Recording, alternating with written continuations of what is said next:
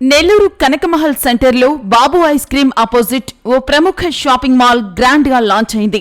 ప్రముఖ నటి యాంకర్ అనసూయ రావడంతో నెల్లూరులో కాసేపు అక్కడ కోలాహలం నెలకొంది. వీరితో పాటు పలువురు రాజకీయ నాయకులు ఈ కార్యక్రమంలో పాల్గొన్నారు. అనసూయని చూసేందుకు నెల్లూరీయులు ఉత్సాహం చూపారు. ఇదంతా బాగానే ఉంది. కానీ అసలు సమస్య ఇక్కడే మొదలైంది. అనసూయ రాకతో అసలే రద్దీ కూడలి అయిన కనకమహల్ సెంటర్ మరింత ట్రాఫిక్కు అంతరాయంగా ఏర్పడింది.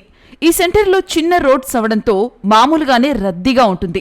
ఇప్పుడు సెలబ్రిటీల రాకతో మరికొంత ట్రాఫిక్కు అంతరాయం ఏర్పడింది. అయినా ఇలాంటి సమయంలో పోలీసులు మాత్రం తగ్గలేదు.